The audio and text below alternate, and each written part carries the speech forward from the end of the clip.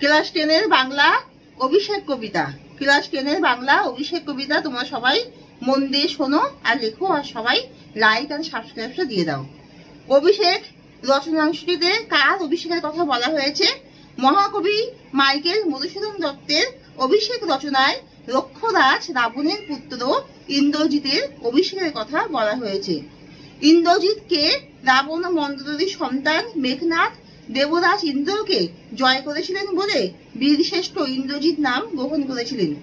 কাকে বীরেন্দ্র কেশরী বলা হয়েছে? বীরেন্দ্র কেশরী মানে বীর সিংহ। রাবণ পুত্র মেঘনাদকে বীরেন্দ্র কেশরী বলা হয়েছে। প্রণমিয়া ধাত্রীর চরণে, প্রণমিয়া ধাত্রীর চরণী, ধাত্রী কে এবং তাকে কি বলা হয়েছে? দেবী লক্ষ্মীকে বলা হয়েছে। প্রমোদ কাননে মেঘনাদ তাকে দেখে সেখানে আগমনের কারণ ও লঙ্কার কুশল জিজ্ঞাসা করেছিলেন। ইন্দ্রজিৎ ধাত্রীর চরণে প্রণাম করে তাকে কি বলে সম্বোধন করেন? ধাত্রী হলেন ছদ্মবেশধারী লক্ষ্মী। চরণে ইন্দ্রজিৎ প্রণাম করে তাকে মাতো বলে সম্বোধন করেন। অম্বুরাশি সুতা কার ছদ্মবেশ ধারণ করেছিলেন?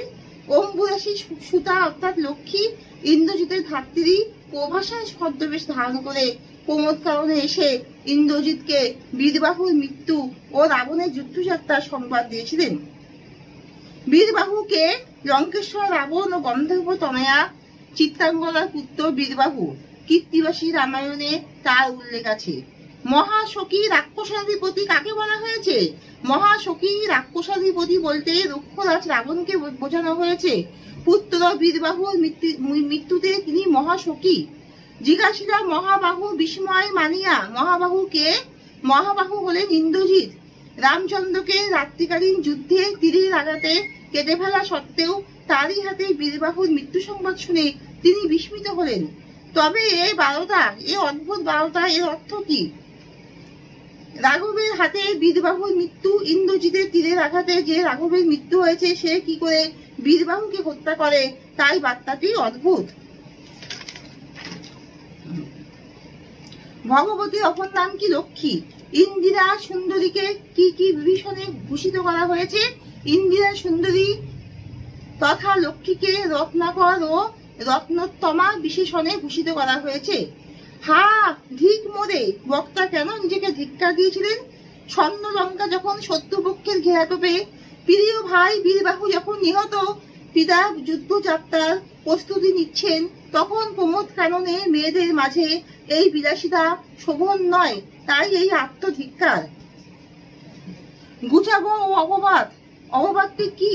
রামচন্দ্রের হাতে লঙ্কার আক্রান্ত হওয়া ও প্রিয় ভাই বীরবাহুর মৃত্যুকালে ও পিতা যুদ্ধযাত্রার প্রস্তুতিকালে মেয়েদের মাঝে প্রমোদ কাননে বিলাসিতা করা ও কর্তব্যের গাফিলতিকে অপবাদ বলেছেন মেঘনাদ বা ইন্দ্রজিৎ। মায়াবী মানব কাকে বলা হয়েছে? রঘুবর রামচন্দ্রকে। যাও তুমি তরা করি, কে কাকে তরা করি যাত্রা করতে বলেছেন? স্বর্ণলঙ্কার বর্তমান অবস্থা নিরীক্ষণ করে দেবী লক্ষ্মী তরা অর্থাৎ শীঘ্র ইন্দ্রজিৎকে সেখানে যাত্রা করতে বলেছেন। ইন্দ্রজিৎকে রক্ষ চূড়ামণি বলার কারণ কি? রক্ষ চূড়ামণি বলার অর্থ রাক্ষসদের মধ্যে কুলশ্রেষ্ঠ বা শিরোমণি। প্রবল শক্তিধর ইন্দ্রজিৎ রাক্ষসদের মধ্যে বীর শ্রেষ্ঠ যোদ্ধা, তাই তাকে রক্ষ চূড়ামণি বলা হয়েছে। মহাবলী মেঘনাদের কুসুম দাম ছেড়ার কারণ কি? ধাত্রী ছদ্মবেশধারী লক্ষ্মীর কাছে ইন্দ্রজিৎ স্বর্ণলঙ্কা দুর্দশার কথা এবং রাত্রিকালীন যুদ্ধে তীরের আঘাতে রাঘবকে মেরে ফেলা সত্ত্বেও তার বেঁচে থাকা ও বীরবাহুকে হত্যা করা সব শুনে প্রচন্ড রোষে কুসুম দাম ছেড়ে ফেললেন। মহাবলী মেঘনাদ প্রচন্ড রোষে কি করলেন? মহাবলী মেঘনাদ প্রচন্ড রোষে কুসুম দাম ছিঁড়ে ফেলে সোনার আভরণ ছুঁড়ে ফেলে সকল ছাঁচ নষ্ট করলেন। প্রচন্ড রোষে মেঘনাদ নিজেকে কি বলে ধিক্কার জানালেন?